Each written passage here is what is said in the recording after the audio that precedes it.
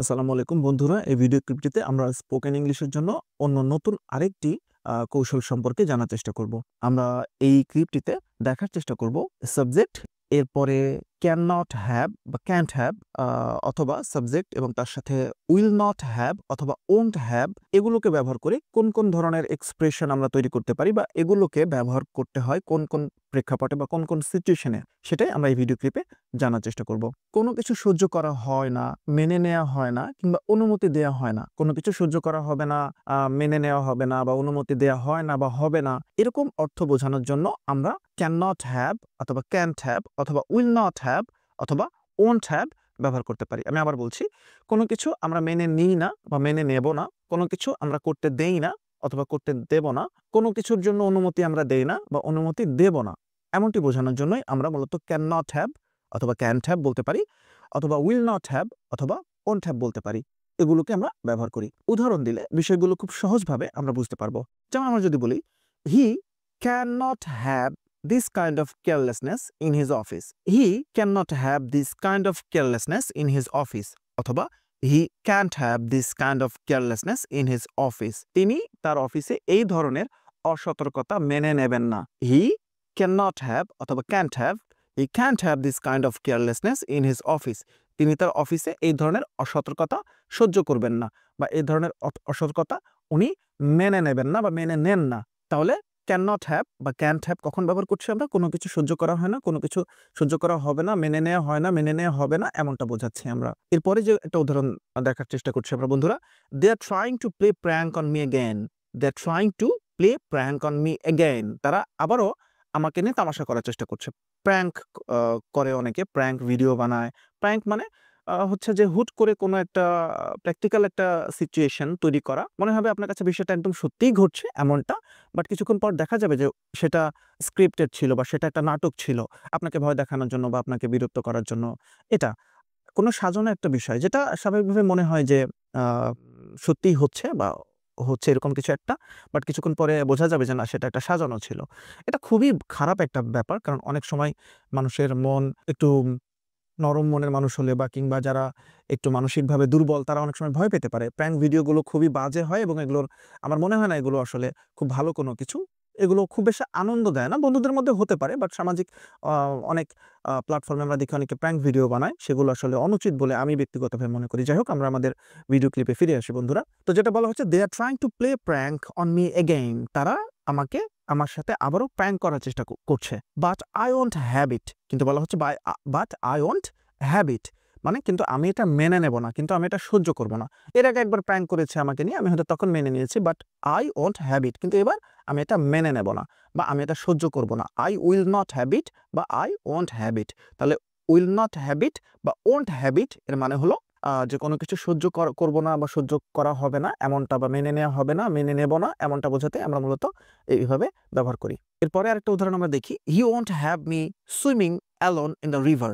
He won't have me swimming alone in the river. তিনি আমাকে একা নদীতে সাঁতার কাটার অনুমতি দেবেন না বা সাঁতার কাটতে দেবেন না। এটা আমরা বাক্যটাকে আরেকভাবে সহজভাবে বোঝার জন্য এভাবে চিন্তা করতে পারি, he won't allow me swimming alone in the river বা he won't let me swimming alone in the river. তখন একটু লেট ব্যবহার করলে এখানে সুইমিং হবে না, লেট মি সুইম হবে তখন।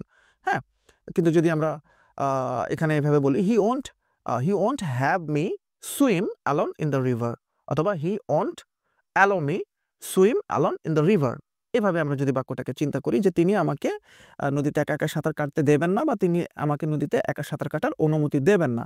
এটা এভাবে ব্যবহার না করে, সেখানে লেট ব্যবহার না করে বা সেখানে অ্যালাউ ব্যবহার না করে, যেটার অর্থ হচ্ছে অনুমতি দেয়া, এটা ব্যবহার না করে আমরা যদি বাক্যটাকে এভাবে ব্যবহার করি, এটাও হয়।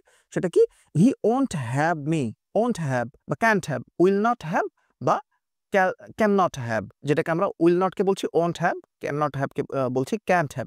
এটা যদি ব্যবহার করি, he won't have me swimming alone in the river, তিনি আমাকে নদীতে একা সাঁতার কাটার অনুমতি দেবেন না। এভাবেও বাক্যটা করা যায়। তার মানে কোনো কিছু দেয়া হবে না বা দেয়া হয় না, মেনে নেওয়া হবে না, মেনে নেওয়া হয় না, এমনটা বোঝাতে আমরা এইভাবে যে এক্সপ্রেশন গুলোকে ব্যবহার করছি। ক্যান নট হ্যাভ বা can't have, will not have বা ওন্ট হ্যাভ। এরপরে একটা বাক্য আমরা দেখতে পাচ্ছি, we can not have people wandering about on private land. We cannot have people wandering about on private land বলা হচ্ছে ব্যক্তিগত দ্বীপে আমরা লোকজনকে এভাবে এখানে ওখানে ঘুরে বেড়াতে দিতে পারি না। ওয়ান্ডারিং মানে হলো এখানে ওখানে উদ্দেশ্যহীনভাবে ঘুরে বেড়ানো। তো বলা হচ্ছে ক্যান নট হ্যাভ, মেনে নেই না, আমরা মেনে নেব না। আমরা we can not have people, মানুষজনের এই ঘুরে বেড়ানো, people wandering about on private land, ব্যক্তিগত দ্বীপ থাকে। ব্যক্তিগত দ্বীপ যাদের কাছে নতুন এই বিষয়টা মনে হতে পারে, বিশ্বের অনেক ধনাঢ্য ব্যক্তি তারা ছোট ছোট বিভিন্ন জায়গায় সমুদ্রের মাঝখানে, নদীর মাঝখানে, বিভিন্ন জায়গায় নিরিবিলি এলাকায় যাদের প্রচুর টাকা আছে, যারা মাল্টি মিলিয়নিয়ার বা বিলিয়নিয়ার, তারা অনেকে প্রাইভেট দ্বীপ কেনে, প্রাইভেট ল্যান্ড কেনে, দ্বীপ কেনে ব্যক্তিগতভাবে, সেখানে অবসর কাটানোর জন্য, অবকাশ যাপন কেন্দ্র বানানোর জন্য, হোয়াট এভার। তো সেখানে সাধারণত বাইরের মানুষজনের ঘুরে বেড়ানোটার পারমিশন নেই। তো বলা হচ্ছে we can not have people wandering about on private land, এরকম ব্যক্তিগত দ্বীপে লোকজনকে আমরা ঘুরে বেড়াতে দিতে পারি না। ক্যান নট হ্যাভ, পারি না, মেনে নেই না, বা সহ্য করি না, করবো না, এরকমটা অর্থ বোঝাচ্ছে ক্যান নট হ্যাভ বা ওয়ন্ট হ্যাভ বা উইল নট হ্যাভ, যেটাই বলি না কেন। এরপরে যদি কাউকে আমি বলি I can not have that behaviour in my house, মনে করি আমি কোনো একটা বাসায় আছি, বাসার কর্তা আমি, তো বাসার কোনো একজন ছোট বাচ্চা বা মেম্বার বা আমার পরিবারের সদস্য, আমি বাড়ির কর্তা, আমার পরিবারের কোনো একজন সদস্য কোনো একটা বাজে আচরণ করে ফেলেছে বা এমন কোনো আচরণ করে ফেলেছে যেটা আমার কাছে গ্রহণযোগ্য নয় বা যেটা আমি সহ্য করব না। তো আমি একটু ধমকের সুরে বলতে পারি, এরকম আচরণ আমার বাসায় আমি সহ্য করব না, এরকম আচরণ আমি মেনে নিতে পারবো না, মেনে নেব না, এরকম কিছু একটা, তাই না? তো সেক্ষেত্রে আমরা বলতে পারি আই ক্যান নট হ্যাভ বা I can't have that behaviour in my house, আমার বাড়িতে এরকম আচরণ আমি মেনে নিতে পারি না বা মেনে নেব না। তার মানে হচ্ছে বন্ধুরা, যে যখন কোনো কিছু আমরা সহ্য করি না বা সহ্য করব না, মেনে নিই না, মেনে নেব না, অনুমতি দিই না বা অনুমতি দেব না, এমনটি বোঝাতে চাই, তখন আমরা ক্যান নট হ্যাভ, যেটাকে আমরা ক্যান্ট হ্যাভ বলতে পারি, বা উইল নট হ্যাভ, বা যেটাকে আমরা ওন্ট হ্যাভ বলতে পারি। এই ধরনের ব্যবহারগুলোকে আমরা করে থাকি। তো বন্ধুরা, আশা করি এই ভিডিও ক্লিপ থেকে আপনারা একটু হলেও উপকৃত হবেন।